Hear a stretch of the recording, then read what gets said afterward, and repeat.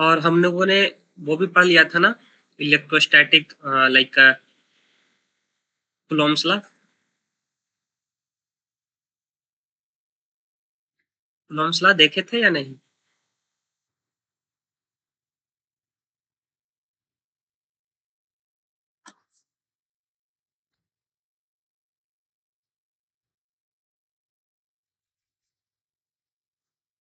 3 तरीके से होता है, ये हम लोगों ने देख लिया। देन हम लोगों ने देखा कूलॉम्स लॉ। कूलॉम्स लॉ को इनवर्स लॉ भी बोलते हैं। कूलॉम्स लॉ हमारा क्या बताता है? दो चार्जेस के बीच में जो लगने वाला जो फोर्स होता है वो डायरेक्टली प्रोपोर्शनल टू क्या होता है? Product of that two charges and inversely proportional to the square of the distance between दो चार्जेस। मतलब दोनों के बीच का जो डिस्टेंस होगा उसका इनवर्सली प्रोपोर्शनल का स्क्वायर होगा और चार्ज के प्रोडक्ट का प्रोपोर्शनल होगा। और प्रोपोर्शनलिटी को हटाने के लिए हम लोग कांस्टेंट लगाते हैं, है ना। फिर हम लोगों ने इस कांस्टेंट की बात किया था, है ना। इस कांस्टेंट का वैल्यू हमारे पास कितना होता है? 1/4 पाई एप्सिलॉन नॉट होता है, ठीक है। तो हमने डायरेक्ट इस कांस्टेंट का निकाला था। क्या निकाला था?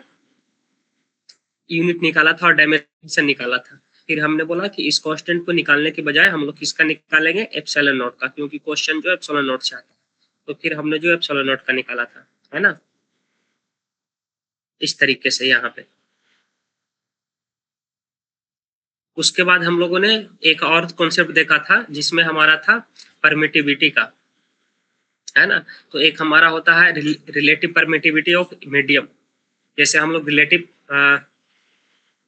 इंडेक्स या फिर रिलेटिव रिफ्रैक्टिव इंडेक्स पढ़ते थे, तो हम लोग एयर के कंपेयर में हम लोग क्या लेते थे? मीडियम का लेते थे। तो मीडियम का जैसे हमारा ग्लास का हो गया रिफ्रैक्टिव इंडेक्स डिवाइड बाई हमारा एयर का रिफ्रैक्टिव इंडेक्स, तो हमारा वो क्या बताता था? रिलेटिव रिफ्रैक्टिव इंडेक्स बताता था, है ना। तो वैसे ही हमारा ये हमारा जो एप्सिलॉन नॉट होता है वो क्या होता है?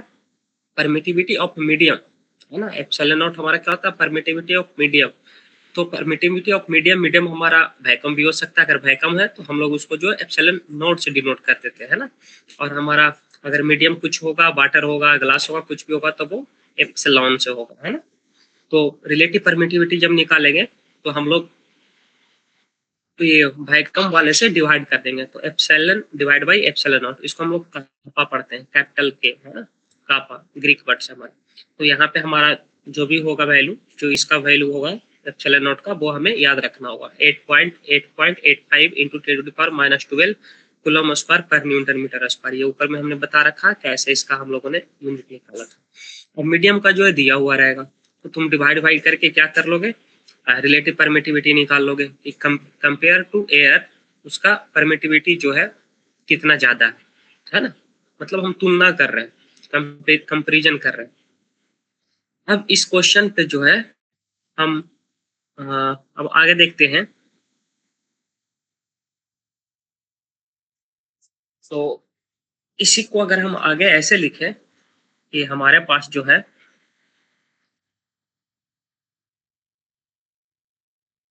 ये यहाँ पे हमने लिखा, तो इसको जो हम लोग इसी तरीके से लिख सकते हैं हम लोग।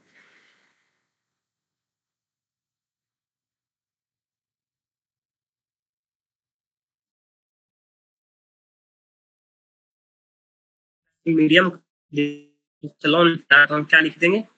इसको मल्टीप्लाई कर दो। सो के पापा इंटू एप्सिलॉन, ये हमारा हो गया। आगे जब पढ़ेंगे तो यही हमारा जो है डाइलेक्ट्रिक कांस्टेंट भी कहलाता है, ठीक है। ये हमारा क्या कहलाता है? डाइलेक्ट्रिक कांस्टेंट या परमिटिविटी ऑफ द मीडियम, ठीक। चलो, अब है क्या हमारा एक और कंसेप्ट आता है, वो है सुपरपोजिशन प्रिंसिपल। तो हेडिंग यहाँ पे हमारा हो जाएगा, एक मिनट,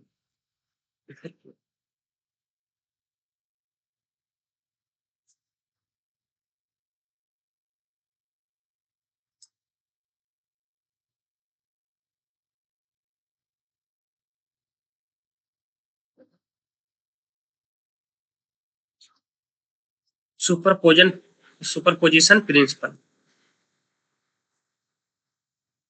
सुपरपोजिशन प्रिंसिपल हमारा क्या कहता है कि we have number of charges, है ना। हमारे पास बहुत सारे चार्जेस हैं, Q1, Q2, Q3, ऐसे ऐसे ढेर सारे चार्जेस है हमारे पास, मान लिया जाए क्यू एन तक चार्जेस, और कोई हमारे पास टेस्ट चार्जेस है यहाँ पे, ठीक है, मान लिया जाए कैपिटल क्यू या स्मॉल क्यू या क्यू नॉट मान लेते हैं, कोई चार्जेस। तो कहता क्या है कि Q1 फोर्स जो लगाएगा इस पे क्यू नोट चार्जेस पे, ये फोर्स लगाएगा इस पे, ये फोर्स लगाएगा इस पे, तो सारे चार्जेस जो भी फोर्स लगाएंगे इस क्यू पे, क्यू नोट पे, सारे चार्जेस फोर्स लगाएंगे, इनका क्या होगा, इनका जो इन्फ्लुएंस होगा क्यू नोट पे, ये जो चार्ज जो एक्सपीरियंस करेगा, ठीक है, वो हमारा सुपर पोजिशन प्रिंसिपल कहता है कि we have number of charges like q1 q2 q3 and qn, and when we have a test charges q naught, so force exerted by these charges q1 q2 q3 and q dot dot dot qn and so on charges q naught is can be given by, let's assume कि ये q1 charges जो है f1 force लगा रहा है, ये जो हमारा f2 फोर्स लगा रहा है ना, ये जो है f3 फोर्स लगा रहा है। अब f1 हम लोग कैसे कैलकुलेट करेंगे, कूलोम्स लॉ से। मान लिया जाए f1 हमें कैलकुलेट करना है तो कैसे करेंगे, मान लिया जाए ये अर्बन डिस्टेंस है q नॉट और q1 के बीच में, तो सिंपल है ना, k q1 q not divide by r1, तो वैसे ही हमारा q2 हो जाएगा, मान लिया r2 हो गया तो f2 हो जाएगा, f3 हो जाएगा। So the net force on this charge q not can be given as, तो एफ नेट हो जाएगा ऑन किस पे, क्यू नॉट पे, वो हमारा हो जाएगा F1 plus F2 plus F3 and so on plus Fn, ठीक है। इसी को बुक में और किस तरीके से लिखते हैं कि हमारा जो हो जाएगा F नॉट है तो यहाँ पे 0 लिख दिया, 0 1 means force on Q not charge due to Q1, इसी को लिखने का तरीका है force on Q not charge due to Q2, ये लिखने का तरीका हुआ। हमने डायरेक्टली जो है यहाँ F1 F2 डिनोट कर दिया है, तो F1 plus F2 plus F3 कर दिया, ठीक है। तो सुपरपोजिशन प्रिंसिपल हमारा क्या कहता है, सुपरपोजिशन प्रिंसिपल हमारा कहता है कि जितने भी हमारे पास चार्जेस हैं और जो भी सारे चार्जेस हैं, अगर किसी एक चार्जेस पे वो फोर्स लगा रहा है, ठीक है, तो उस चार्जेस पे लगने वाला फोर्स जो होगा सबका सम होगा।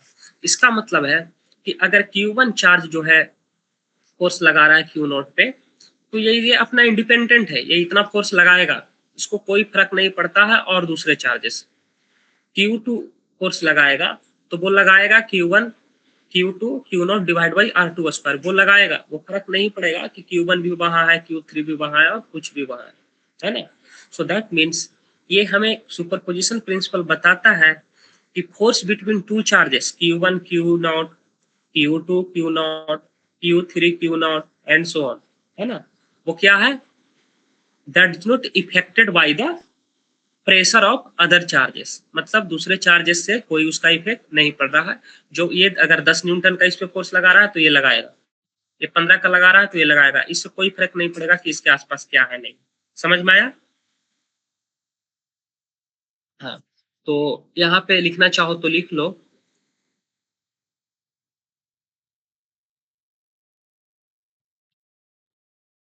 This principle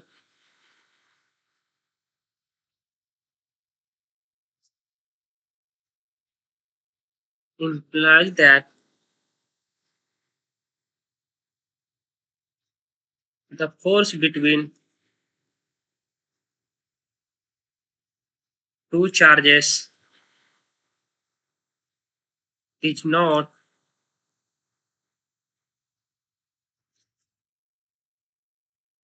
affected by the presence of other charges या फिर प्रेशर ऑफ अदर चार्जेस। ठीक है, मतलब इसको दूसरे वहां कौन सा है नहीं है उससे कोई इसको फर्क नहीं पड़ता है। ठीक,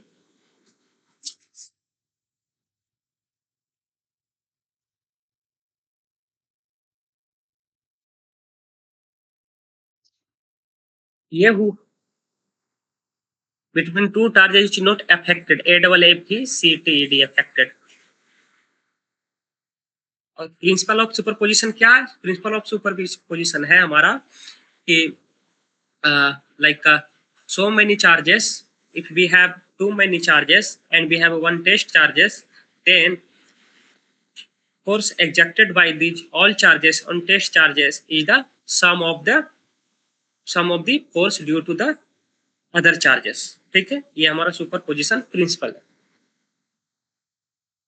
और उससे हमें क्या निष्कर्ष निकलता है? उससे हमें निष्कर्ष ये निकलता है कि दो चार्जेस कोई भी इंडिपेंडेंट है, वो अलग जो और भी चार्जेस प्रेजेंट है या नहीं है उससे कोई इफेक्ट नहीं पड़ेगा। ये हमारा इससे निष्कर्ष निकला। नाउ अब नेक्स्ट हमारा जो टॉपिक है वो है हमारा electric field.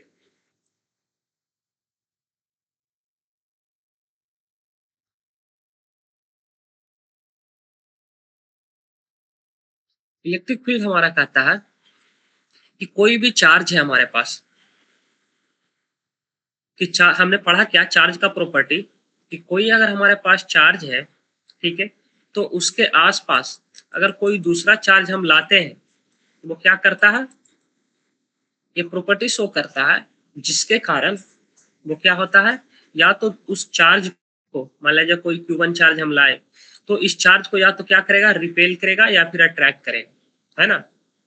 So and there will be a boundary, एक इसका बाउंड्री होगा, एक कैपेसिटी होगा कि बियॉन्ड दैट वो क्या करेगा, इसको अट्रैक्ट या रिपेल नहीं करेगा। लेकिन जैसे उस बाउंड्री को इसको अंदर लाएंगे, जैसे हम लोग देखते हैं ना, मैग्नेट लेते हैं घर पे और चुंबक लेते हैं और दो चुंबक को हम लोग क्या कराते हैं, अट्रैक्ट कराने की कोशिश करते हैं। तो जब थोड़ा दूर पे रखते हैं तो एक दूसरे से किसी प्रकार का वो अट्रैक्शन और रिपल्सन नहीं होता है, लेकिन जैसे उसको पास लेके आते हैं तो एक फोर्स जो है दोनों के बीच में लगने लगता है ना। इवन जब दोनों टच में भी नहीं रहता फिर भी एक दूसरे पे लगने लगता है। ठीक है, इसका मतलब है कि उस रेंज में एक फील्ड जनरेट हुआ, उसका प्रॉपर्टी है ना, उस मटेरियल का, उस मैग्नेट का। तो वैसे ही चार्ज का क्या प्रॉपर्टी है कि वो अपने अराउंड क्या करता है, एक फील्ड जनरेट करता है। ठीक है, तो यहाँ पे चार्ज के कारण फील्ड है तो उसको हम लोग इलेक्ट्रिक फील्ड बोलते हैं। इलेक्ट्रिक मीन्स चार्ज, जहाँ पे मैग्नेट के कारण फील्ड होगा उसके अराउंड उसको हम लोग मैग्नेटिक फील्ड बोलेंगे। ठीक है, so due to this properties of this charge, वो क्या करेगा, कैरेक्टरिस्टिक ऑफ दिस चार्ज, दूसरे चार्ज क्या इन्फ्लुएंस करेंगे, एक फोर्स इन्फ्लुएंस करेंगे। ठीक है, फोर्स इन्फ्लुएंस करेंगे। तो जो ये चार्ज है, ये जो चार्ज है इसका जो मैग्नीट्यूड है, तो इलेक्ट्रिक फील्ड जो हम लोग डिफाइन करते हैं ये भी हमारा वेक्टर क्वांटिटी है। तो इलेक्ट्रिक फील्ड जो होगा, ये जो फोर्स दोनों के बीच में लगा, ये जो एक्सपीरियंस किया ये फोर्स, इसके कारण, इस चार्ज के कारण, ये चार्ज क्या जनरेट कर रहा है, फील्ड अपने अराउंड। तो इस फील्ड में जैसे ही जाएगा, है ना, उसके बाउंड्री में जैसे ही जाएगा तो ये जो है क्या एक्सपीरियंस करेगा, फोर्स एक्सपीरियंस करेगा। तो मान लीजिए इन दोनों के बीच में फोर्स लगा कुछ, तो वो हो गया फोर्स हमारा, मान लिया F, और डिवाइड बाई इसके मैग्नीट्यूड से अगर हम डिवाइड कर दें, जो है ये चार्ज ऑलरेडी वहां पे बैठा हुआ, ठीक है, तो इसको मान लिया Q0, इसको हम डिवाइड कर देंगे तो कहता है वो जो फील्ड है उसके अराउंड वो हमें उसका मैग्नीट्यूड बता देगा। अब फोर्स कैसे निकालते हैं, तो फोर्स हम लोग कूलॉम्स लॉ से निकालें, है ना, कूलॉम्स लॉ से, जो कि हम लोगों ने ऊपर पढ़ा, Q1 Q2 divide by R square. ठीक है, तो हमारे पास यहाँ पे कूलॉम्स लॉ का के लिए फोर्स का वैल्यू क्या हो जाएगा, यहाँ पे फोर्स का वैल्यू हो जाएगा Q0 Q1 डिवाइड बाई, मान लिया जाए ये चार्जेस को हम लोगों ने पकड़ के यहाँ से यहाँ लाया, तो यहाँ से यहाँ के बीच का डिस्टेंस जो है अगर R है तो ये R, ठीक है, और हमारे पास कांस्टेंट K, समझ में आया। और ये कांस्टेंट का वैल्यू हमारे पास क्या है, ये कांस्टेंट का वैल्यू हमारे पास है वो 1/4πε0। ठीक, तो ये हमारे पास है। तो इसका मतलब है इलेक्ट्रिक फील्ड क्या है, इलेक्ट्रिक फील्ड को हम लोग कैसे डिफाइन करेंगे, इलेक्ट्रिक फील्ड हम लोग सिंपल डिफाइन करेंगे। इलेक्ट्रिक फील्ड जो है हमारा क्या है, फोर्स पर यूनिट चार्ज।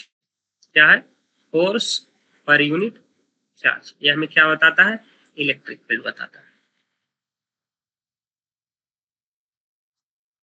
हालांकि इसका लंबा चौड़ा डेफिनेशन है इसको समझाने के बेसिस पे, बट हम लोग जो है यही मान के चलेंगे कि हमारा क्या इलेक्ट्रिक फील्ड। ठीक, अब क्या कहता है,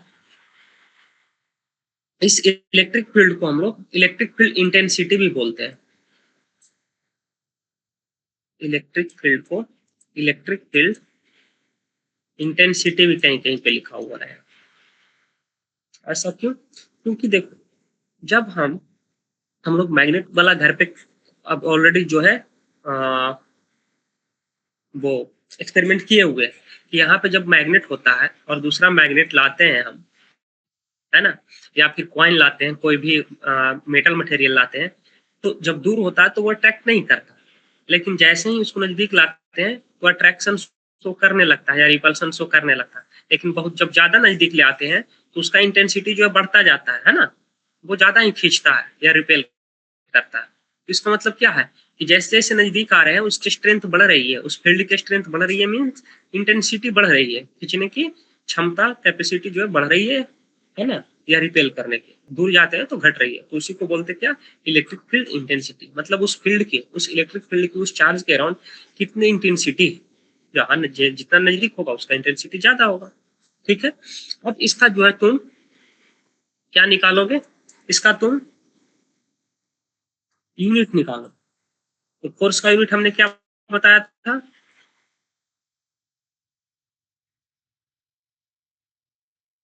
फोर्स का यूनिट क्या बताया था,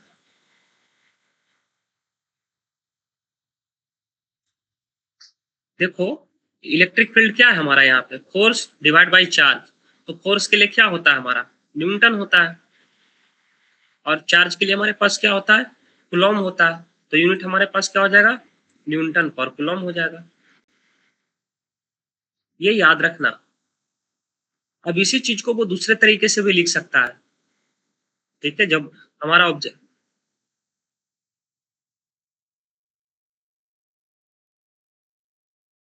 इलेक्ट्रिक फील्ड इंटेंसिटी और इलेक्ट्रिक फील्ड दोनों एक ही बात हुआ, दोनों जो है एक ही बात है। अभी तो समझाया। इंटेंसिटी का मतलब क्या बता रहा है, इंटेंसिटी का मतलब बता रहा है कि इलेक्ट्रिक फील्ड का इंटेंसिटी जो है घटेगा या बढ़ेगा। तो जैसे ही चार्ज के पास में रहेगा कोई दूसरा चार्ज, तो ज्यादा फोर्स लगाएगा, या तो रिपेल करेगा या तो अट्रैक्ट करेगा, जैसे जैसे दूर जाएगा वो इंटेंसिटी घटता जाएगा। तो इलेक्ट्रिक फील्ड को इलेक्ट्रिक फील्ड इंटेंसिटी भी बोलते हैं, दोनों सेम बात है। ठीक है, हाँ।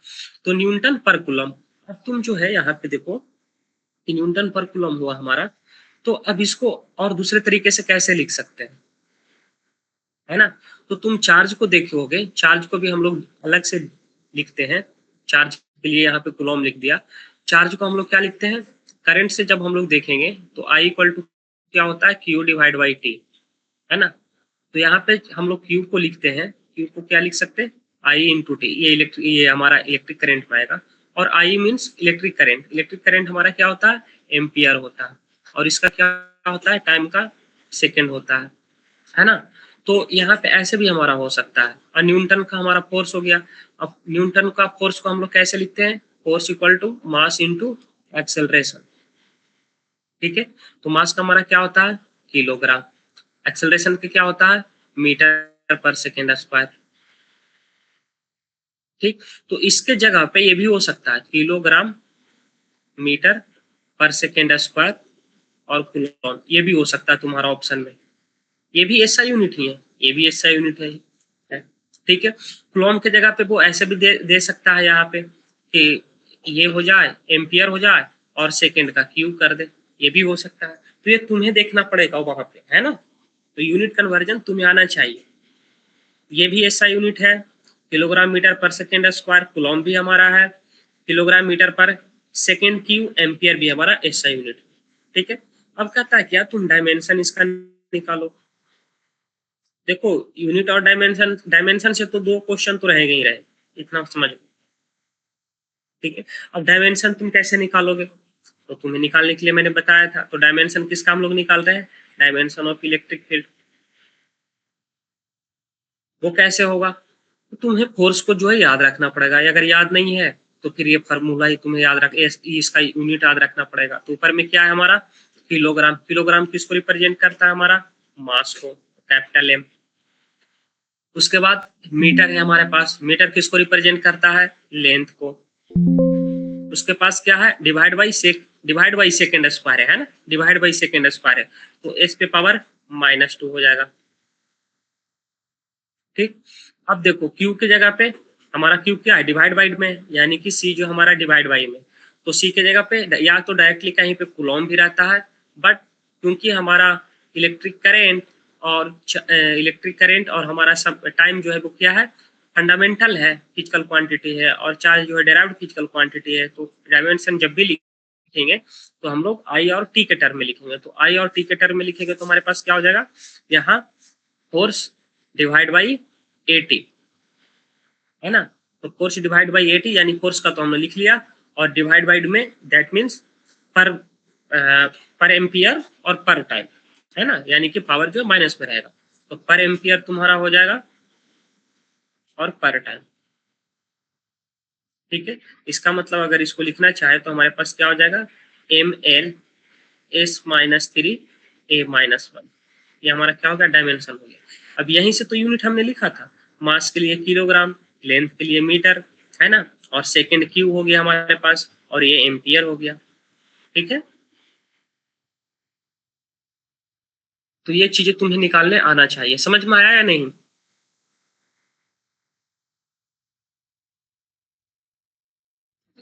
समझ में आया ना? तो ये इतना सब कुछ तुम जब भी फिजिकल क्वांटिटी नया डिफाइन करेंगे तो ये नया जो है तुम्हारे पास आएगा, तो अब तुम सबको याद नहीं कर सकते, इसलिए मैं बोला हूँ निकालने के लिए सीखो है ना, तो निकालने आना चाहिए।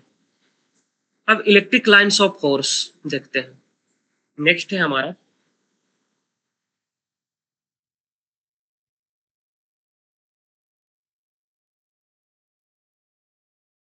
इलेक्ट्रिक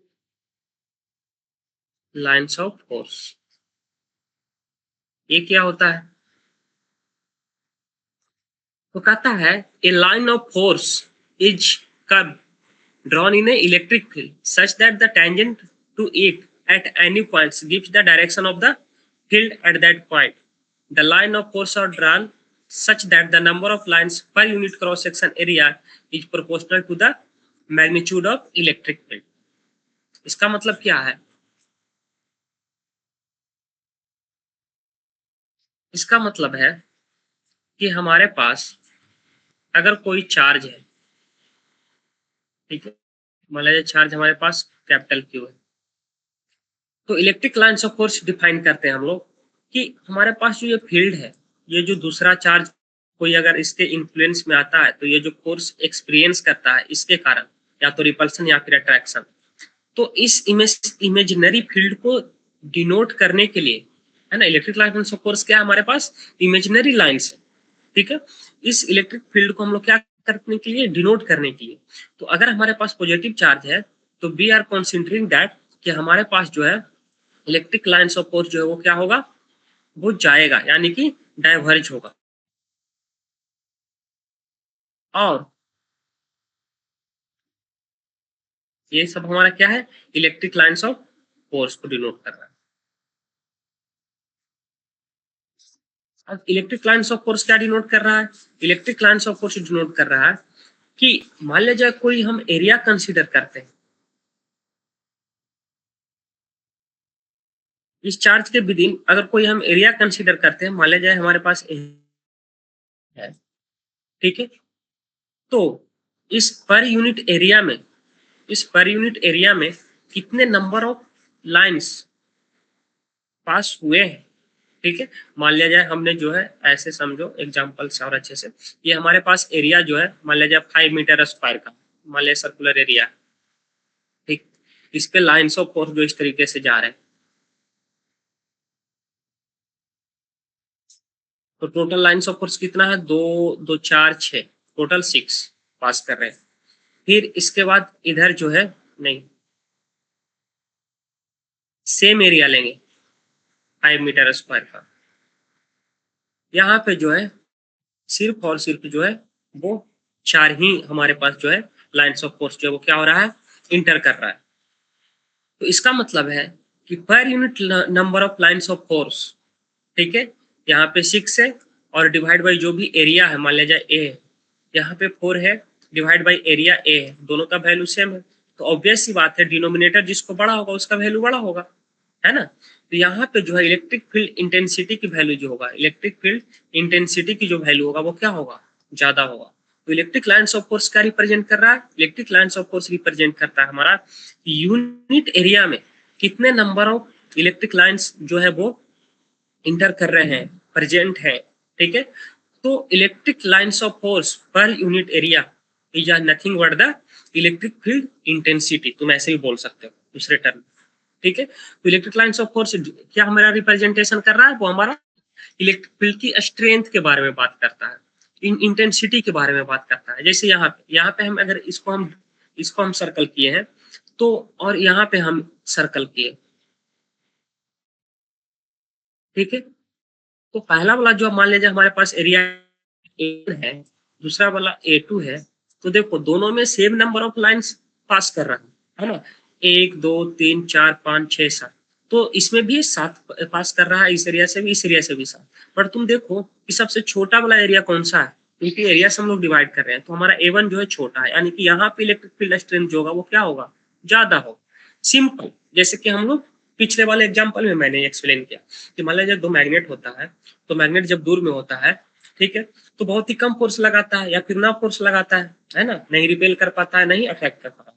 और जैसे उसको नजदीक लाते हैं तो उसका स्ट्रेंथ क्या होता है, बढ़ता जाता है, यानी कि इंटेंसिटी बढ़ता जाता है, ठीक है। तो उसका एक दिखाने का एक जो है वो एक नया रिप्रेजेंटेशन कि हम जो वो जो फील हम लोग सिर्फ जो हम नहीं फील कर रहे हैं, कोई वही सेम मटेरियल फील कर रहा है, मेटल का मटेरियल फील कर पा रहा है, तो इसका मतलब है कि उसके आसपास जो है उस मैग्नेट के, है ना, मैग्नेट यहाँ पे एग्जांपल ले लें क्योंकि हम लोगों ने उसका एक्सपेरिमेंट कर रखा है घर पे, तो उस मैग्नेट के आसपास जो है जो हम नहीं देख पा रहे हैं, इसका मतलब कोई फील्ड है जनरेट कर रहा है जिसका वो क्या होता है, इन्फ्लुएंस हो रहा है, ठीक है। जैसे हम लोग गांव में ये घोस्ट का कहानी सुनते हैं ना, कि वहां पे मत जाना, वहां पे घोस्ट रहता, और रहता पर है या नहीं है वो पता नहीं, लेकिन जाते हैं तो एक खुद से डर लगने लगता है ना, उसका प्रेजेंस बताने लगता है अंदर से, ठीक है। तो वैसे ही इसका जो है ये एक फील्ड जनरेट हो रहा है। तो इलेक्ट्रिक लाइन्स ऑफ फोर्स क्या है हमारे पास, इलेक्ट्रिक लाइन्स ऑफ फोर्स हमारा इंटेंसिटी को रिप्रेजेंट करता है, how many electric lines passing through that unit area, ठीक है, समझ में आ गया। अब इसके बारे में जो है हम लोग क्या करेंगे,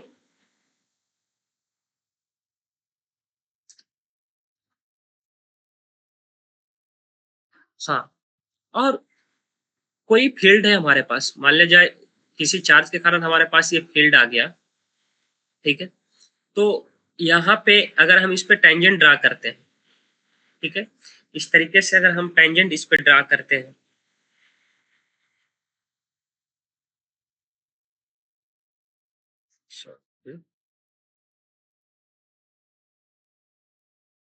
मान लिया जाए ये हमारे पास है, तो इस पे अगर हम टेंजेंट ड्रा करेंगे इस तरीके से, ठीक है, तो ये जो हमें क्या दे देगा, डायरेक्शन दे देगा इलेक्ट्रिक फील्ड का। यहाँ पे कोई चार्ज हमारे पास क्यू है, ठीक है, तो और इस चार्ज के द्वारा तो मान लीजिए इसका बाउंड्री है, इस तरीके से हम लोगों ने ऐसे ऐसे ऐसे सर्कुलर कहीं और ज्यादा होगा, समझने में इजी होगा। इस तरीके से ये क्या कर रहा है, इलेक्ट्रिक फील्ड जनरेट कर रहा है। तो अगर इस पॉइंट पे हम इस पे टेंजेंट ड्रा करें इस तरीके से, तो यहाँ पे जो हमें क्या दे देगा, इसका इलेक्ट्रिक फील्ड का वो जो है वो क्या दे देगा, डायरेक्शन दे देगा। ये हमें क्या दे देगा, इलेक्ट्रिक फील्ड का वो जो है डायरेक्शन दे देगा। यहाँ पे जो इलेक्ट्रिक इलेक्ट्रिक फील्ड जो है इस तरफ है, बट है ना, सर्कुलर में हमारे पास सिंपल होता है कि इलेक्ट्रिक फील्ड जो है बाहर की तरफ जाता है, तो ये हमारे पास जो है इलेक्ट्रिक फील्ड का डायरेक्शन यहाँ पे होता है, वो हमेशा परपेंडिकुलर होता है।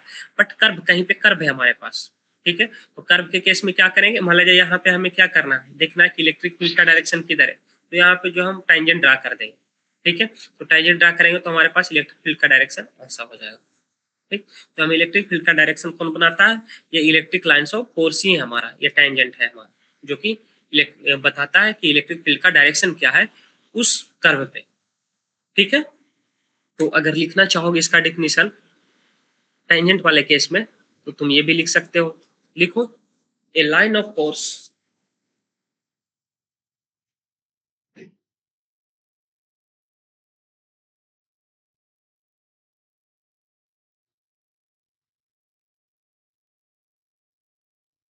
A line of force is a curve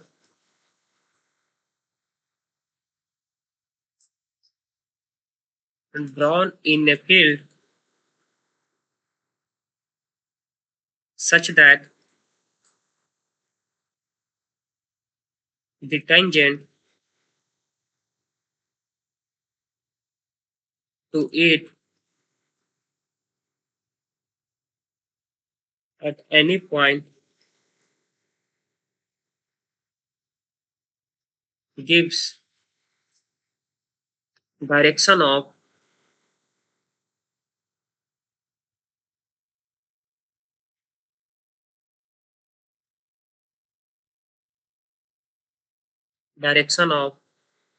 field at that point, gives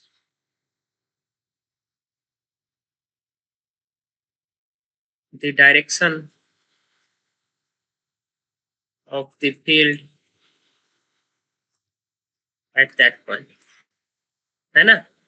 ऊपर में जो बताया हमने कि हमारे पास जो है इस तरीके से इलेक्ट्रिक फील्ड का कर्व है, तो यहाँ पे हमारा डायरेक्शन क्या होगा इलेक्ट्रिक फील्ड का, वो हम इस पे टेंजेंट ड्रा करेंगे तो हमें क्या बता देगा, इलेक्ट्रिक फील्ड का वो जो है वो डायरेक्शन बता देगा। यहाँ पे अगर हम टेंजेंट ड्रा करेंगे हम यहाँ पे, तो हमारे पास इसका क्या बता देगा, इलेक्ट्रिक फील्ड का डायरेक्शन बता देगा। ठीक है, या फिर और इसको कैसे डिफाइन कर सकते हैं, the lines of force are drawn such that the number of lines per unit cross section या area is proportional to the magnitude of field, that means E। ठीक है, तो इसको और दूसरे तरीके से जो मैंने ऊपर में बताया, electric field electric lines of force per unit area, वो हमें क्या बताता है, फोर्स के बारे में, इंटेंसिटी के बारे में बताता है, इलेक्ट्रिक फील्ड कितना स्ट्रेंथ है उसका, पावरफुल है या नहीं है। So the lines of force, next point लिख लो इसमें, the lines of force are drawn such that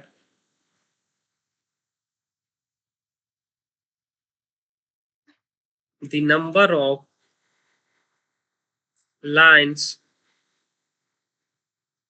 per unit cross sectional area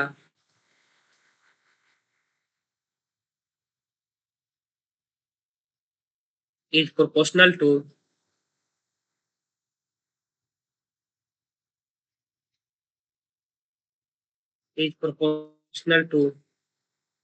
the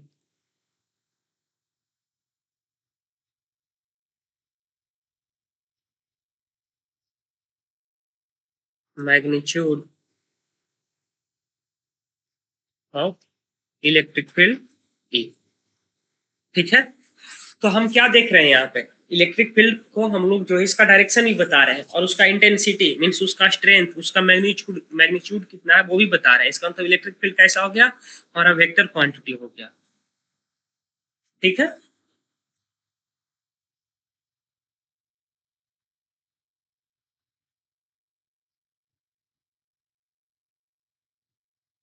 अब नेक्स्ट जो है हम लोग कुछ नोट में देख लेंगे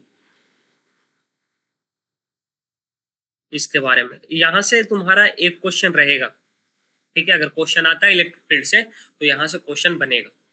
तो पहला नोट में तुम लिखो, lines of force begin from, तुम लिख लोगे ना, हाँ मैं सिर्फ समझाऊंगा। Lines of force begin from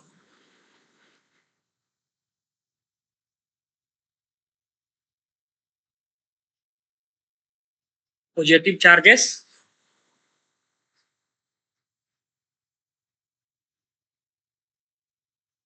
and end on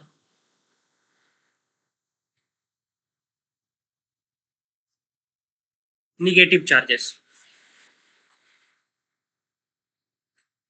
second, अच्छा चलो इसको पहले समझ लेते हैं, है ना, क्योंकि यहाँ पे क्लियर बनेगा। तो फॉर एग्जाम्पल जैसे हमारे पे पास जो है कोई चार्ज है, पॉजिटिव चार्ज है,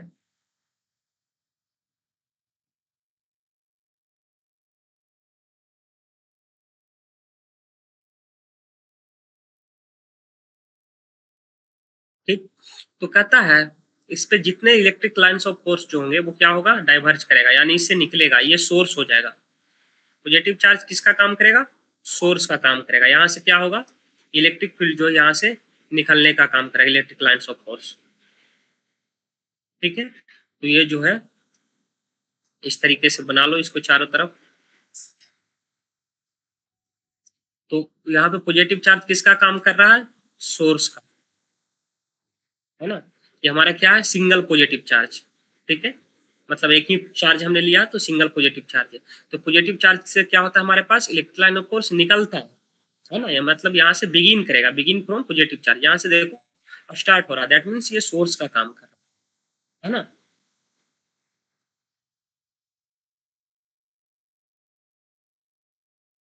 और जब निगेटिव चार्ज वाला लेंगे हम लोग केस, तो जो है पॉजिटिव सारे के सारे जो होता है हमारे पास क्या होता है, यहाँ पे सोर्स का काम कर रहा है, यहाँ पे क्या लिख सकते हो, ये डाइवर्ज भी कर रहा है। ठीक है, यहाँ पे क्या कर रहा है, सारे के सारे जो हमारे पास इलेक्ट्रिक लाइंस ऑफ फोर्स आएंगे वो यहाँ आकर के टर्मिनेट करेंगे, यहाँ आके एंड हो जाएंगे। तो निगेटिव चार्जेस हमारा कैसा काम कर रहा है, सिंक का, है ना। ये कैसा काम कर रहा है, सिंक का। सिंक मतलब कोई भी चीज वहां पे आकर के अपना दम घोट दे रहा है। सोर्स का मतलब वो चीज वहां से निकल रहा है, फॉर्म कर रहा, तो सोर्स होता है और सिंक कहलाता है। ठीक है, तो ये निगेटिव चार्ज हमारा किसका काम कर रहा है, सिंक का। सारे लाइट पढ़े हो ना 10th क्लास में, 11th क्लास में, तो लाइट में क्या होता है, जब हम टॉर्च से निकालते हैं तो हमारे पास क्या होता है, डाइवर्ज करता है सारे रे, है ना। ठीक है, और जब लेंस लेकर के या मिरर लेकर के हम लोग क्या, लेंस लेकर के जब हम क्या करते हैं, किसी एक पॉइंट पे रखते हैं इमेज बनाने के लिए, तो वो क्या करता है, कन्वर्ज करता है ना। तो वैसे ही ये डाइवर्ज कर रहा है, ये कन्वर्ज कर रहा है निगेटिव चार्ज पे। तो ये कैसा कर रहा है, ये कन्वर्ज कर रहा है। ठीक, तो ये पहला पॉइंट हमने यही लिखाया। सेकेंड पॉइंट लिखो, line of force,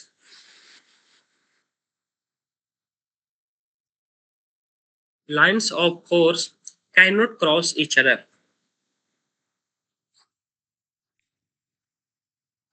cannot cross each other,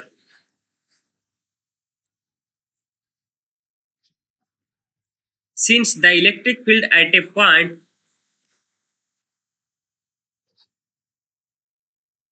since the electric field at a point cannot have two direction,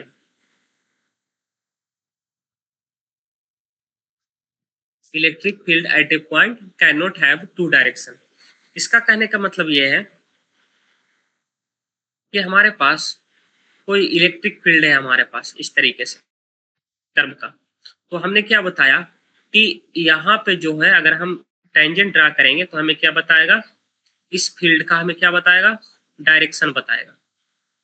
ठीक है, अब मान लिया जाए ये पहला फील्ड हमारा इलेक्ट्रिक लाइंस ऑफ फोर्स हुआ।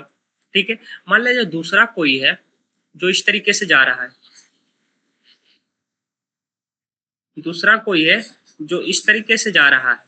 ठीक है, तो अब इस पे हम टेंजेंट ड्रा करेंगे, इस वाले लाइन पे, इस इलेक्ट्रिक लाइंस ऑफ फोर्स पे। अगर यहाँ पे हम टेंजेंट ड्रा करते हैं सेम पॉइंट पे, अगर इस तरीके से हम टेंजेंट ड्रा करते हैं, ठीक है, तो यहाँ पे इलेक्ट्रिक फील्ड का डायरेक्शन इधर बता दे रहा, यहाँ पे डायरेक्शन इधर बता दे रहा। ठीक है, but electric lines of force जो है, मतलब एक पॉइंट पे इलेक्ट्रिक लाइंस का फोर्स, इलेक्ट्रिक फील्ड का जो डायरेक्शन होगा वो एक ही डायरेक्शन में हो सकता है, या तो ये रहेगा या तो ये रहेगा। इसका मतलब है कि ये इलेक्ट्रिक लाइंस ऑफ फोर्स जो है, जो हमने ड्रा किया, वो ऐसे नहीं जा रहा होगा। ठीक है, ये भी कहीं ना कहीं ऐसे ही जा रहा होगा, तभी इसके पैरेलल जब यहाँ पे ड्रा करेंगे तो ये भी इस डायरेक्शन में हमें दिखाएगा। इसका मतलब है कि इलेक्ट्रिक फील्ड जो है हमारा डायरेक्शन बता रहा है, वेक्टर क्वांटिटी है, तो एक जगह पे उसका डायरेक्शन एक ही होगा, ऐसा नहीं है कि उसका दो तीन डायरेक्शन होगा, है ना। इसका मतलब है जब electric lines of field draw करेंगे हम, तो एक दूसरे को क्रॉस नहीं कराएंगे कभी। समझ में आई बात। हाँ, तो इसका सबसे अच्छा एग्जाम्पल देखो हमारा,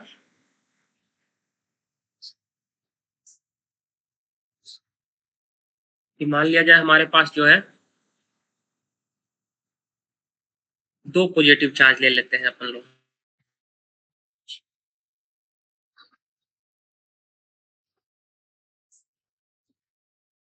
ठीक है, तो दो पॉजिटिव चार्ज लेंगे तो हमें क्या होगा, एक तो इससे जो है चार्ज ये इलेक्ट्रिक लाइन्स ऑफ फोर्स निकल रहा होगा इस डायरेक्शन में, इस डायरेक्शन में, इससे भी निकल रहा होगा इस डायरेक्शन में। ठीक है, अब तुम्हें ये देखना पड़ेगा कि अगर मैंने, क्योंकि ये पॉजिटिव चार्ज है तो चारों तरफ अपने तरफ से इलेक्ट्रिक लाइन्स ऑफ फोर्स मतलब इलेक्ट्रिक फील्ड जनरेट कर रहा होगा, यानी चारों तरफ से हम electric lines of force draw कर सकते हैं। बट तुम जब इधर से ड्रा कर रहे हो और तुम इधर से ड्रा कर रहे हो, ठीक है, तो कहता है जो इलेक्ट्रिक लाइन्स ऑफ फोर्स, मान लीजिए कोई चार्ज, दूसरा कोई चार्ज आएगा, यहाँ पे वो जो फोर्स एक्सपीरियंस करेगा, कोई ये चार्ज इसी को अगर यहाँ पे रखे तो इसके कारण जो ये फोर्स लगाएगा, तो ये भी इस पे फोर्स लगा रहा होगा, ये भी इस पे फोर्स लगा रहा होगा, ये भी इस पे फोर्स लगा रहा होगा, ये भी इस पे फोर्स लगा रहा होगा, है ना, ये लगा रहा होगा इस डायरेक्शन में, ये लगा रहा होगा इस डायरेक्शन में।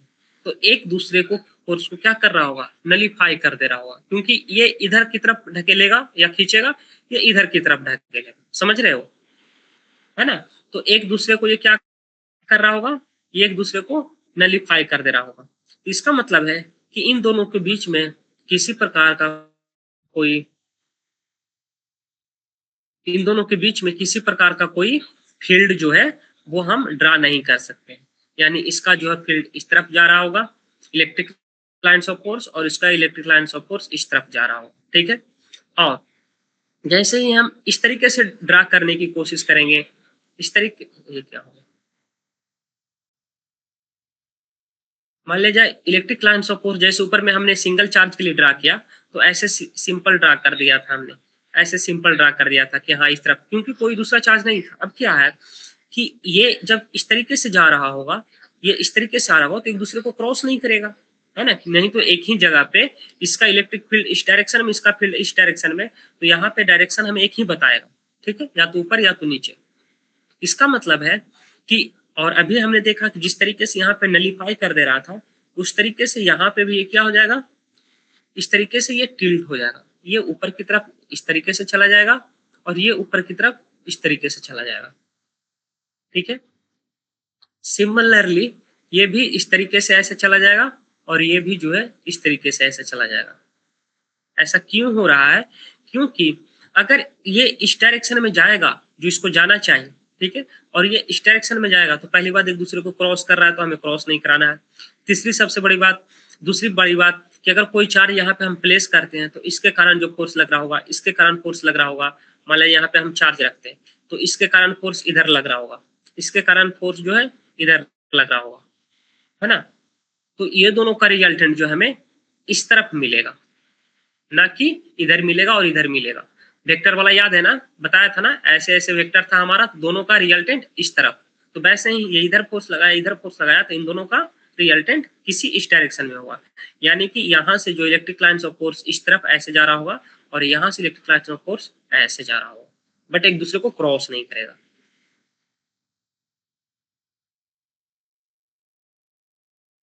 हाँ अभी आएगा ना, मैं बताऊंगा ना।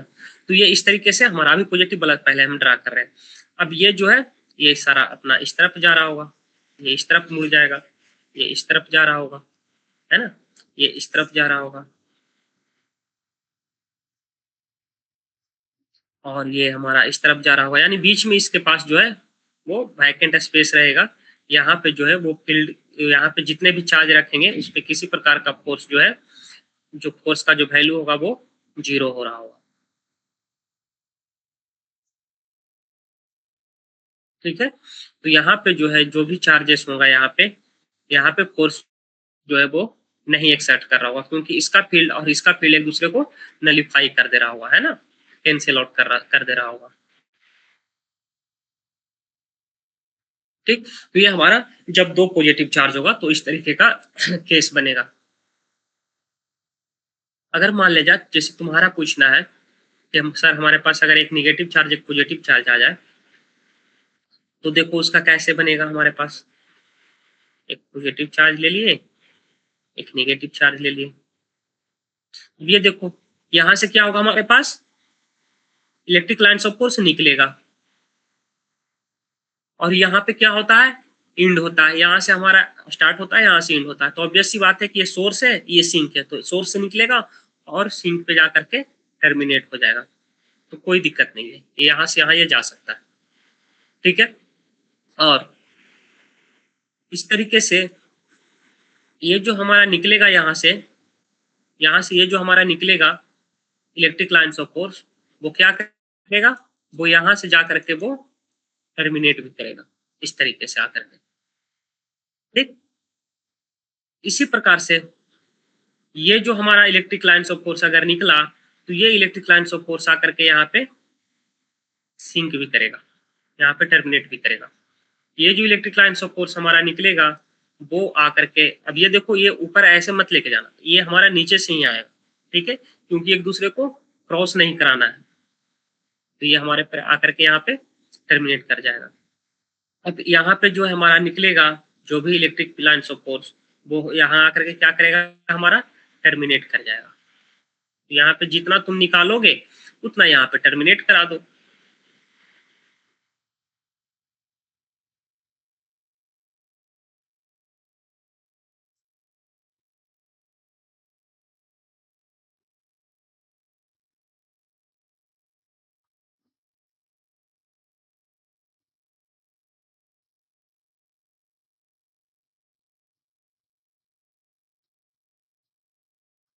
तो कुछ इस तरीके से इसका स्टोरी बनेगा, यानी कि अब ये आते आते एक ऐसे लूप क्रिएट कर लेगा, है ना। यहाँ से निकल रहा है, यहाँ पे जाके टर्मिनेट हो रहा है, इस तरीके से आते आते, ठीक है। तो देखो दोनों में डिफरेंस, ऊपर वाले में भी नहीं क्रॉस कर रहा है एक दूसरे को क्या कर देगा, टिल्ट कर देगा, बोलेगा नहीं तुम इस तरीके से पास कर जाओ, तुम इस तरीके से। यहाँ पे बोलेगा नहीं नहीं, तुम आओ आराम से हमारे घर पे आकर के तुम रह सकते है ना, क्योंकि हम जो है सिंक है, हमारा काम ही है तुम्हारा इंड करना, तो तुम स्टार्ट हुए हो तो इंड हो जाओ यहाँ पे आकर, ठीक है। तो यहाँ पे अगर तुम कोई चार्ज रखोगे यहाँ पे, तो इसके कारण फोर्स यहाँ पे रखते हैं तो ज्यादा समझ में आ रहा है ना। तो इसके कारण फोर्स जो है ये किधर लगाएगा, मान लीजिए क्यू चार्ज है, और मतलब क्यू मीन्स पॉजिटिव चार्ज है, कोई साइन नहीं दिए, तो एक दूसरे को रिपेल करेगा, तो इसको बोलेगा तुम इधर भागो। ये निगेटिव चार्ज है, तो ये भी बोलेगा नहीं नहीं तुम मेरे पास आओ, यानी इसको क्या करेगा, खींच लेगा, है ना। तो अगर ये बीचों बीच में रखाया है और इसका मैग्नीट्यूड भी मान लिया जाए 5 कूलम है, इसका भी 5 कूलम है और इसका 2 कूलम है ना, तो और बीचों बीच में, इसका मतलब क्या है, डिस्टेंस दोनों से सेम है, मैं प्रोडक्ट भी दोनों का सेम है, यहाँ 5 यहाँ 2, तो 10 डिवाइड बाई मान लिया जाए 1 ले लिए, 1 मीटर ले लिए, तो 10, और वो जो कांस्टेंट है वो के का वैल्यू आएगा। तो मान लिया जाए 10 न्यूटन का फोर्स लगा इस पे, तो इसको ढकेल रहा है, ये भी 10 न्यूटन के फोर्स से क्या करेगा, इसको खींचेगा, यानी टोटल इस पे जो लगेगा वो 20 लगेगा। जबकि ऊपर में क्या हो रहा था, ये उधर 10 लगा रहा था, इधर 10 लगा रहा था, एक दूसरे को बैलेंस करके क्या कर दे रहा था, 0 कर दे रहा था, है ना। समझ में आया।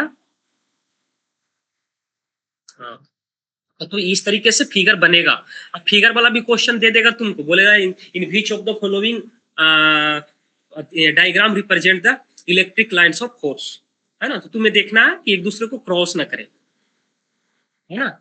और तुम्हें ये भी देखना है कि नेगेटिव चार्ज है तो उस पर जाकर के सारे इलेक्ट्रिक लाइन्स ऑफ फोर्स का जो डायरेक्शन हो, अगर नेगेटिव चार्ज है तो डायरेक्शन जो इस तरीके से एरो हो, है ना। ऐसा नहीं कि नेगेटिव चार्ज है और इस तरीके से एरो दे दिया हो, नहीं, वो तुम्हें एरो भी देखना है ना। इसका मतलब है ये निकल रहा है, निकलेगा पॉजिटिव से ही, है ना। तो ये सारी बातें तुम्हें क्या करना है, ध्यान में रखना है।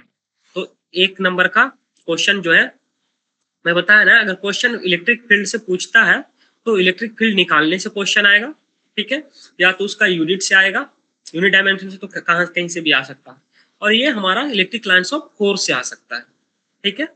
अब हम लोग निकालेंगे कि ये जो फील्ड की बात कर रहे हैं, हम स्ट्रेंथ की बात कर रहे हैं, तो वो हमारा वैल्यू कितना होगा, है ना। तो नेक्स्ट जो हमारा आ जाएगा वो आ जाएगा हमारे पास field due to a point charge.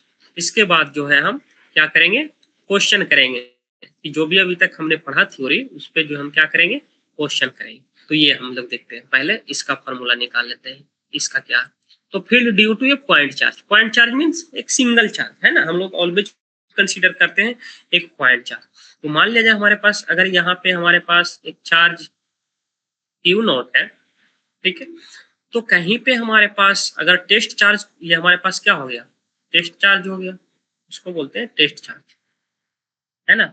तो इसके कारण क्या होगा, आसपास में इलेक्ट्रिक फील्ड जनरेट होगा, जो कि हम लोग अभी देख लिए सारा कुछ। मान लीजिए कोई दूसरा चार्ज जो हम लोग क्या करते हैं, लाते हैं, ठीक है, कोई दूसरा चार्ज हम लोग लाते हैं कहीं इन्फिनिटी से, है ना। इन्फिनिटी का मतलब क्या हुआ कि इसका जो इन्फ्लुएंस है, मान लीजिए इस बाउंड्री तक है, यहीं तक ये रिपेल कर रहा है, अट्रैक्ट कर रहा है, तो इसके बाद बियॉन्ड जो भी वैल्यू आ जाएगा वो हमारा इन्फिनिटी हो जाएगा। इन्फिनिटी का मतलब ये नहीं होता है कि बहुत दूर, जिसको हम ये इन्फिनिटी का कॉन्सेप्ट जो है डिफरेंट डिफरेंट सिचुएशन में अलग अलग है। हम ऐसा नहीं बोल सकते कि हमारा यहाँ से जो है सन का डिस्टेंस जो है बहुत इन्फिनिटी है, नहीं, हमें मालूम है कितना डिस्टेंस है ना, कितना डिस्टेंस है तो वो तुम मालूम कर सकते हो। आने में कितना टाइम लगता है हमारे पास, ये सन रे आने में कितना टाइम लगता है, 1 मिनट कुछ सम सेकंड लगता है, और हमारे पास उसका ये क्या है हमारे पास, वेलोसिटी कितना है, इतना, इसको डिवाइड कर दो तो वो क्या आ जाएगा, मल्टीप्लाई कर दो तो क्या आ जाएगा, हमारे पास क्या होता है, एस इक्वल टू वी होता है, ये मल्टीप्लाई कर दो हमारे पास डिस्टेंस आ जाएगा, कितना दूरी पे है सन हमारा पृथ्वी से। वैसे ही हमारे पास मून का भी सब कुछ नोन है, ऐसा नहीं है कि कुछ अननोन नहीं है। बट इन द सेंस कि अगर मान लिया जाए हमारे घर पे सीलिंग फैन लगा हुआ है, छत में पंखा लगा हुआ है ना, और तुम जो है तुमको बोले उसको कि उसको टच करो बिना किसी हेल्प के, तो तुम मान लीजिए तुम टच नहीं कर पा रहे हो, तुम उछल भी रहे हो, कूद भी रहे हो, कुछ भी कर रहे हो, बट टच नहीं कर पा रहे हो, तो तुम्हारे लिए वही डिस्टेंस इन्फिनिटी हो गया, है ना। बट अगर तुमको बोले हाँ किसी चीज का हेल्प ले सकते हो, तो तुम चेयर का हेल्प ले, टेबल का ले, उस पर चढ़ के तुम क्या कर दिए, टच कर दिए, तो अब वो तुम्हारे केस में इन्फिनिटी नहीं रहा, क्योंकि अब वो तुम्हें क्या हो गया, तुम उसको उस चीज को मेजर कर सकते, मीन्स तुम उसको टच कर सकते, ठीक है। तो यहाँ पे इन्फिनिटी का मतलब क्या हुआ कि अगर घर पे जैसे हम लोग मैग्नेट वाला देखते हैं स्टोरी, तो मैग्नेट यहाँ पे होता है, दूसरा कॉइन यहाँ पे होता है, तो अगर इन दोनों के बीच में किसी प्रकार का कोई अट्रैक्शन रिपल्सन नहीं हो रहा, तो ये अगर ये हमारा जैसा बोलता, तो ये बोलता भाई ये हमारे रेंज से बहुत बाहर है, इन्फिनिटी डिस्टेंस पे है, हम इसको जो है नहीं अट्रैक्ट कर सकते, नहीं रिपेल कर सकते। अगर इसको ये थोड़ा सा इधर खिसका देगा वो आदमी सामने जो है, तो हम इसको अट्रैक्ट कर लेंगे, ये अपना हो जाएगा, है ना। तो मान लीजिए यहाँ पे आ गया, तो अब इसको अट्रैक्ट रिपेल कर सकता है, तो अब इसके लिए इन्फिनिटी नहीं हुआ, लेकिन इस थोड़ा सा ही डिस्टेंस जब बढ़ गया, इसके बियॉन्ड हो गया, जहां पे ये किसी प्रकार का इसका कोई इन्फ्लुएंस नहीं है, तो इसके लिए इन्फिनिटी हो जाएगा, ठीक है। तो इन्फिनिटी का ऐसा मतलब कभी मत समझना कि बहुत दूर हो गया, नहीं, वो कॉन्सेप्ट नहीं है इन्फिनिटी का, ठीक है। तो मान लीजिए हमारे पास टेस्ट चार्ज है, कोई दूसरा चार्ज अगर हम यहाँ पे लाए, अभी यहाँ इसके बॉडी के अंदर ला दिए, वो मान लिया जाए चार्ज Q है, ठीक है, तो अब ये दोनों में फोर्स लगेगा, है ना, या तो फोर्स अगर दोनों पॉजिटिव चार्ज है तो रिपेल करेगा, निगेटिव चार्ज कोई एक होगा तो अट्रैक्ट करेगा। हमने बताया था कि पॉजिटिव चार्ज है, ये भी पॉजिटिव चार्ज है, तो एक दूसरे को क्या करेगा, ये इसको रिपेल करेगा, इस पे फोर्स लगाकर ये इसको रिपेल करने की कोशिश करेगा, ठीक है। अगर ये निगेटिव चार्ज है तो ये इसको क्या करेगा, अट्रैक्ट करेगा, ये भी इसको अट्रैक्ट करेगा, ठीक। तो दोनों के बीच में अट्रैक्शन लगेगा और दोनों के बीच में रिपल्सन, दोनों निगेटिव चार्ज है तो एक दूसरे को रिपेल करेगा, यानी कि सेम नेचर का चार्ज होता है तो रिपल्सन होता है, अपोजिट नेचर का होता है तो अट्रैक्शन होता है, मैंने बता चुका है प्रॉपर्टीज ऑफ चार्ज में। तो मान लिया जाए इन दोनों के बीच का डिस्टेंस अगर मान लिया जाए r है, तो इन दोनों के बीच में फोर्स कितना लग रहा होगा, तो हम निकाल लेंगे कि फोर्स कितना लग रहा होगा कूलॉम्स लॉ से। वो हमारे पास क्या होगा, 1/4 पाई एप्सिलॉन नॉट k का value divide by Q not Q divide by r square, ये हमारे पास फोर्स का वैल्यू हो गया। अब हमें निकालना है इलेक्ट्रिक फील्ड, है ना। इलेक्ट्रिक फील्ड जो होगा इस चार्ज के कारण कितना होगा, यहाँ पे इस पॉइंट ए पे, ठीक है, जहां पे ये चार्ज क्या कर रहा है, फोर्स एक्सपीरियंस कर रहा है, कौन सा चार्ज, Q चार्ज, किसके कारण, टेस्ट चार्ज के कारण, ठीक है।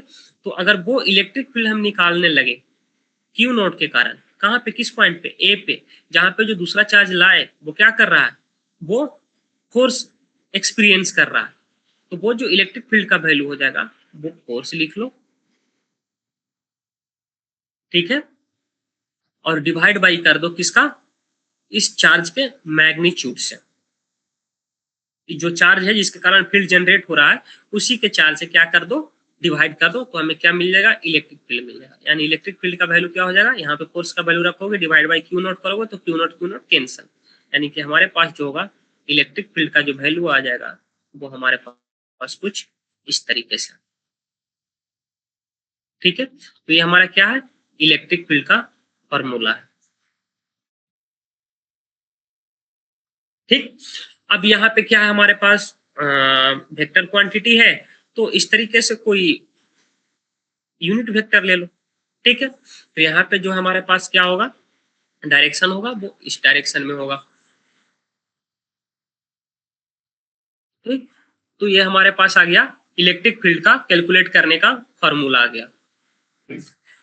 अब सेम जैसे ऊपर में पढ़े थे सुपरपोजिशन वाला, ठीक है। मान लीजिए हमारे पास Q1 चार्ज है, Q2 चार्ज है ना, बहुत सारा चार्जेस है, Qn चार्जेस है। यहाँ पे हमें इलेक्ट्रिक फील्ड देखना है पॉइंट ए पे, तो इसके कारण इलेक्ट्रिक फील्ड होगा, इधर किस आ गया, चलो इधर ले लेते हैं पॉइंट, ये पॉइंट ए हो गया। इसके चार्ज के कारण या इधर फील्ड हो जाएगा, इस चार्ज के कारण इधर फील्ड हो जाएगा। तो सबका क्या करना है हमें, as a superposition of principle हम लोग पढ़े थे, जैसे फोर्स हम लोग का क्या हो रहा था, ऐड हो रहा था, वैसे इलेक्ट्रिक फील्ड हमारा क्या हो जाएगा, ऐड हो जाएगा। E1 प्लस E2 है ना, एंड सो एन En, ठीक है। तो ये हमारा क्या हुआ, सुपरपोजिशन प्रिंसिपल। मतलब बहुत सारे चार्जेस हैं और किसी एक पॉइंट पे हमें क्या करना है, इलेक्ट्रिक फील्ड कैलकुलेट करना है, बताना है किसी पॉइंट पे। तो हम सबका क्या लेंगे, सारे चार्जेस का सम लेंगे, चार्जेस, सारे चार्जेस के कारण जो इलेक्ट्रिक फील्ड है उन सबका सम लेंगे, और ये एक दूसरे से अफेक्ट से इन्फ्लुएंस नहीं होगा। Q1 के कारण जो फील्ड जो होगा ए पे उतना होगा जितना होना चाहिए, कितना होना चाहिए, इतना होना चाहिए, है ना। तो ये Q1 हो जाएगा, जो डिस्टेंस होगा वो डिस्टेंस आ जाएगा, फिर Q2 के कारण जो होगा वो होगा, और फिर सबका क्या कर देंगे, सम ले लेंगे। और सम कैसा लेंगे, वेक्टर सम लेंगे, है ना, वेक्टर सम लेंगे। ऐसा नहीं है कि हम जो है कैसा सम ले लेंगे, सिंपल 5 न्यूटन दे दिया तो 5 न्यूटन कर लेंगे, नहीं, उसका डायरेक्शन भी हमें देखना है, ठीक है। वो क्वेश्चन आएगा, कराएंगे तो समझ में आएगा कैसे हम लोग जो है लेते हैं। तो इस पे जो है अगर हम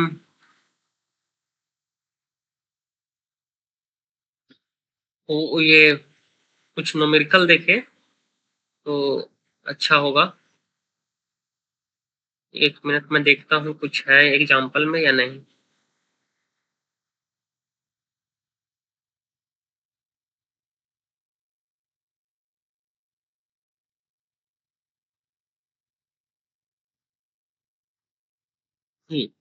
चलो, तो एग्जाम्पल में देखो,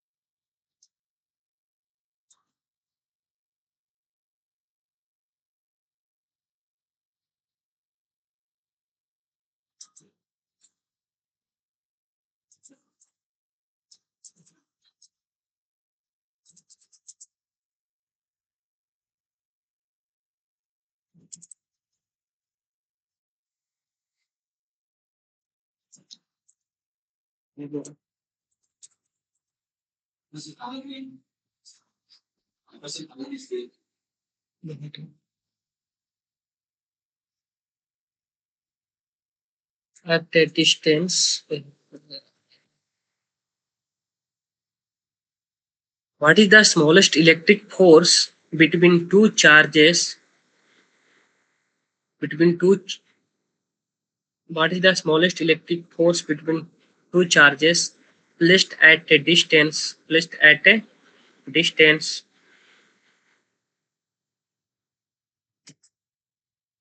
डिस्टेंस ऑफ 1 मीटर, इसको तुमको बताना है। बनाओ इस क्वेश्चन को।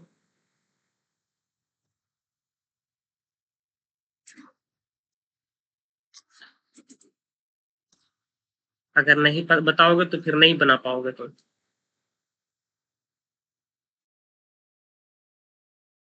बताओ।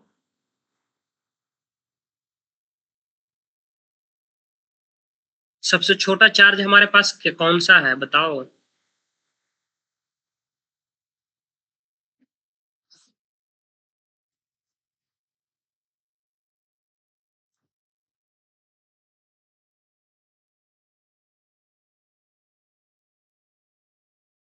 नहीं मालूम। जो सबसे छोटा और फंडामेंटल जो चार्ज है हमारे पास, इलेक्ट्रॉन है ना। इस पे चार्ज कितना होता है हमारा, 1 बताओ, 1.6 इंटू 10⁻⁻19 कूलम होता है ना। ठीक है। और वही हमारे पास क्या होता है, प्रोटॉन के पास भी होता है। तो इसका मतलब है तुम्हारे पास चार्ज का वैल्यू वो नहीं दिया है, बट तुम्हें ये बता रहा है what is the smallest electric field between two charges, है ना। तो हमें स्मॉलेस्ट इलेक्ट्रिक फोर्स पता करना है ना। तो स्मॉलेस्ट इलेक्ट्रिक फोर्स पता करना है, तो दो सबसे स्मॉलेस्ट चार्ज ले लेंगे। तो स्मॉलेस्ट चार्ज हमारे पास क्या है, 1.6 इंटू 10⁻⁻19, ये हमारे पास Q1 हो गया, और ये हमारे पास Q2 हो गया, यही वाला वैल्यू। यही तो हमारे पास स्मॉलेस्ट है। ठीक है। और ये दोनों के बीच का डिस्टेंस कितना है, ये दोनों का डिस्टेंस जो 1 मीटर का है। अब क्या करो, है ना, वैल्यू पता कर लो, एफ का वैल्यू निकालो। एफ का वैल्यू क्या है तुम्हारे पास, 1/4πε0, जिसको हम लोगों ने के बोला था, है ना।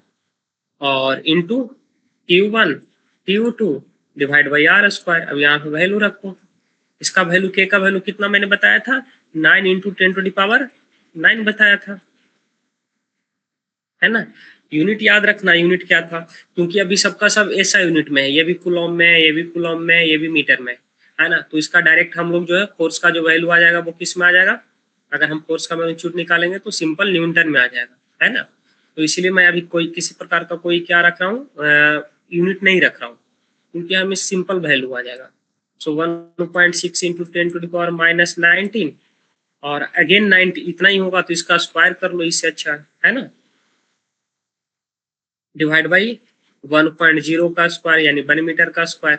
तो यहाँ पे तुम कैलकुलेट करो। अब यहाँ पे कैलकुलेट करोगे तो कितना आ जाएगा, ये 38 आ गया, -38, सो 10⁻⁻38, और +9 तुम करोगे तो तुम्हारे पास आ जाएगा 29, है ना। और 1 का, और देन उसके बाद ये कितना आ जाएगा, 2.56, और 2.56 इंटू 9 करोगे तो तुम्हारे पास आ जाएगा 25, और उसके बाद तो 25, तो 230 आ जाएगा समथिंग इस तरीके का। ठीक है। तो ये तुम्हारे पास आ जाएगा वैल्यू, यानी कि हाँ यहाँ पे आ जाएगा डेसिमल। ठीक है। तो ये हो गया, तो 2.304 इंटू 10⁻28 हो गया। अच्छा, ये डेसिमल, ये मैंने एक हटाया, डेसिमल यहाँ पे यही आएगा, है ना। तो 10⁻1 10 से और डिवाइड करेंगे तो हमारे पास ये आ जाएगा भाई। ठीक है। तो ये हो गया तुम्हारा, कितना इजी था, सिर्फ कैलकुलेट करना था। हाँ, सेकंड में पढ़ो। सेकंड में कहता है, ये हमारा अच्छा है, ये सुपर पोजिशन वाला जो है, और इलेक्ट्रिक फील्ड को मैंने बताया कि फोर्स का है ना। हाँ, तो जैसे फोर्स का हम लोग निकालेंगे वैल्यू, वैसे इलेक्ट्रिक फील्ड का निकालेंगे। इलेक्ट्रिक फील्ड में है क्या, कि सिर्फ एक ही चार्ज लेना है ना, जो जिस चार्ज के कारण निकालना है, ठीक है, उसी को लेना है, दूसरे चार्ज के बारे में हमें नहीं पता करना है। ठीक है। तो यहाँ पे क्या है, कि जैसे यहाँ पे हम लोग एडिशन सब्ट्रैक्शन करेंगे, फोर्स का नेट फोर्स निकालना है हमें, है ना, हमें निकालना है, नेट फोर्स निकालना है। ठीक है, इलेक्ट्रिक फोर्स निकालना है। तो हम यहाँ पे ये देखेंगे कि किस तरीके से जो है हमारा यहाँ पे वेक्टर एडिशन जो पढ़े हैं वो काम कैसे आता है ना। तो जैसे अभी हमने सुपरपोजिशन पढ़ा ना, सुपरपोजिशन प्रिंसिपल, जिसमें फोर्स का भी एडिशन किया और इलेक्ट्रिक फील्ड का भी एडिशन किया, ठीक है। तो हमें यहाँ से ये पता चलेगा कि जब हमारे पास प्रॉब्लम में आएगा तो हम जो है ऐड कैसे करेंगे। सुपरपोजिशन प्रिंसिपल तो simple E equal to E1 E2 E2 कर दिए हम लोगों ने, बट वो ऐड कैसे करेंगे, तो यहाँ से हमें पता चलेगा इस क्वेश्चन से कि आखिर करते कैसे हैं। तो देखो क्वेश्चन देख लिया ना, क्वेश्चन क्या है, क्वेश्चन मुझे भी देखना पड़ेगा। क्वेश्चन क्या है, 3 चार्ज है Q1 1 माइक्रोकूलम, हाँ, और एक चार्ज का वैल्यू जो है बहुत बड़ा होता है। अगर कूलम दे दिया ना तो वो बहुत बड़ा चार्ज होता है, देख रहे हो 10⁻⁻90 कूलम है सबसे छोटा, ठीक है। 1 माइक्रोकूलम मीन्स 1 इंटू 10⁻⁻6 कूलम, है ना। अगर नैनो दे दिया यहाँ पे, n दे दिया स्मॉल, तो 10⁻⁹ कूलम, ठीक है। अगर 1 कूलम दे दिया ना तो बहुत ज्यादा वैल्यू हो जाता है ना, 1 कूलम का। Q2 -2 माइक्रोकूलम और Q3 3 माइक्रोकूलम। यहाँ पे देखो माइनस है, ध्यान देना है। Are placed on the vertical of equilateral triangle, मतलब हमें क्या बनाना है, समबाहु त्रिभुज समबाहु त्रिभुज बनाना है, ठीक है।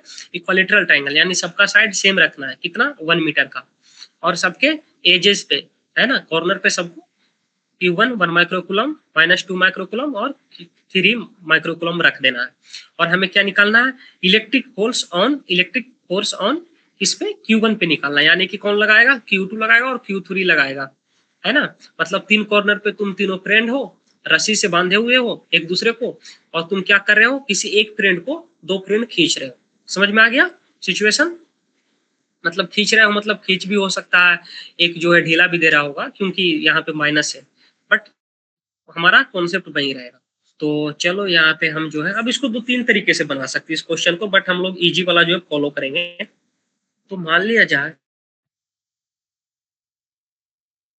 हमारे पास जो है,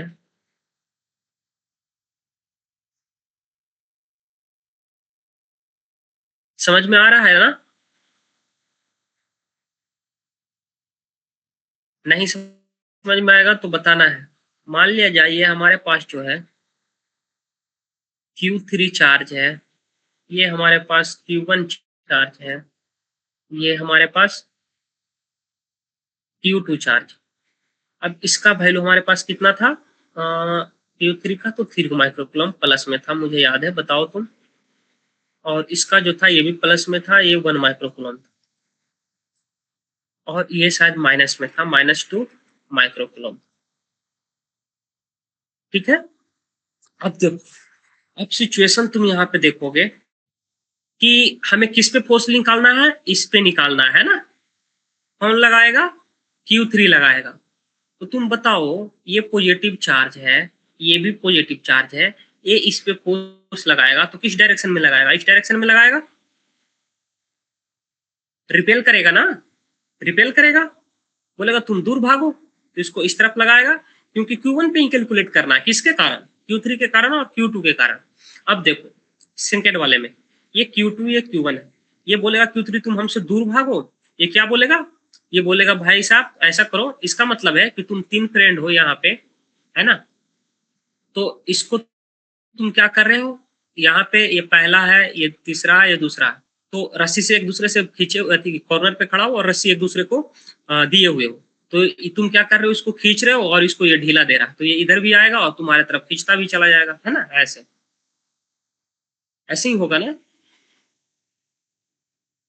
चलो, तो ये हमें ये दूर भगाएगा, इसको Q1 बोलेगा तुम दूर जाओ, Q3 बोलेगा दूर जाओ, है ना, रिपेल करेगा, और Q2 बोलेगा नहीं नहीं तुम हमारे पास आओ, है ना, क्योंकि ये क्या करेगा, इसको इसको ये खींचेगा।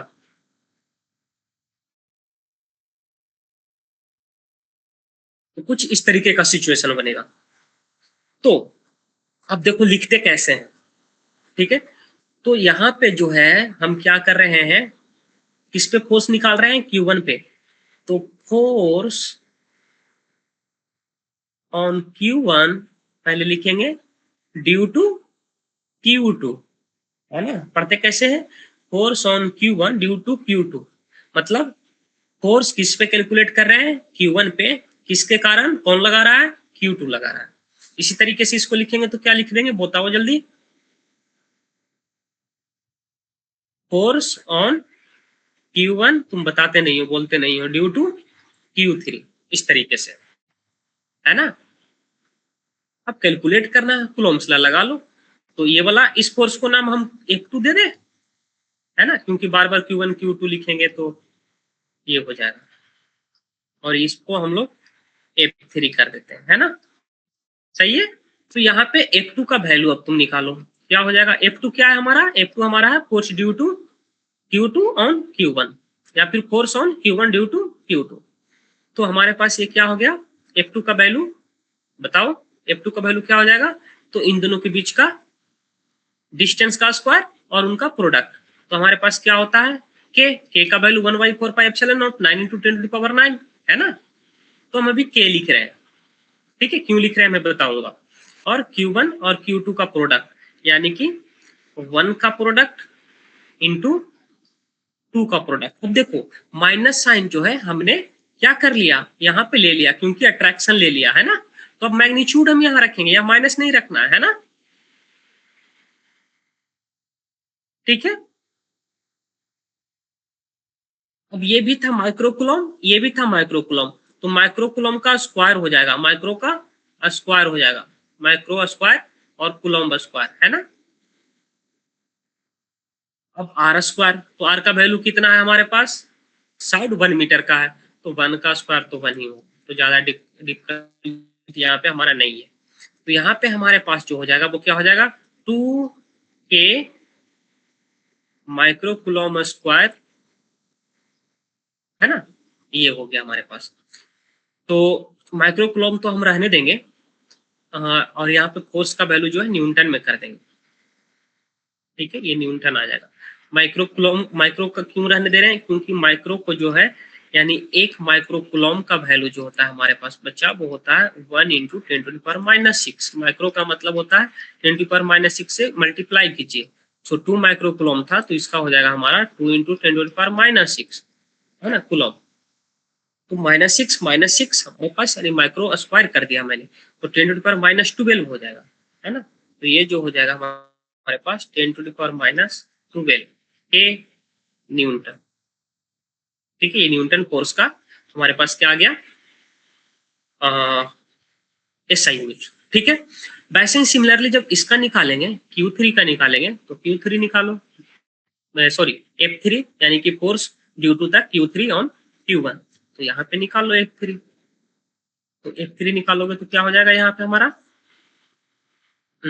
बताओ जल्दी जल्दी, के 1 है यहाँ पे, तो 1 × 10⁻⁻6। अब डायरेक्ट मैं ऐसे लिख देता हूँ, है ना, यहाँ पे समझा दिया, अब यहाँ पे लिख दो 3 × 10⁻⁻6 डिवाइड बाई 1 का स्क्वायर, यानी कि 3 × 10⁻⁻6 हमारे पास के न्यूटन। ये के हमारा कांस्टेंट है, 1/4πε0, याद रखना है।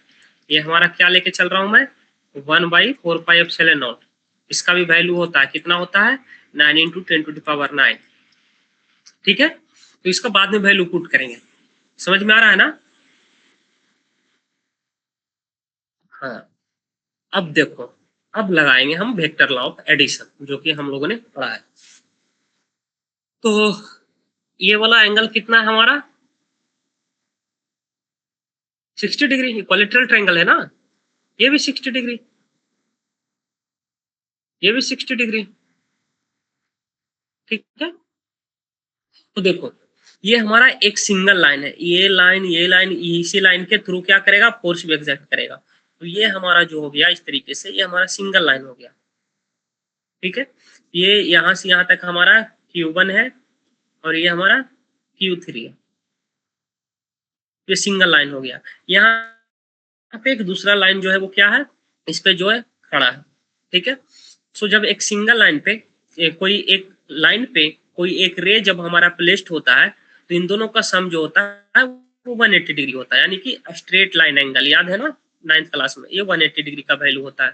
तो ये हमारा 60 डिग्री हो गया, तो ये कितना हो जाएगा, 120 डिग्री हो जाएगा या नहीं। तो ये वैल्यू हमारा कितना हो जाएगा, 120 डिग्री हो जाएगा। समझ में आ रहा है,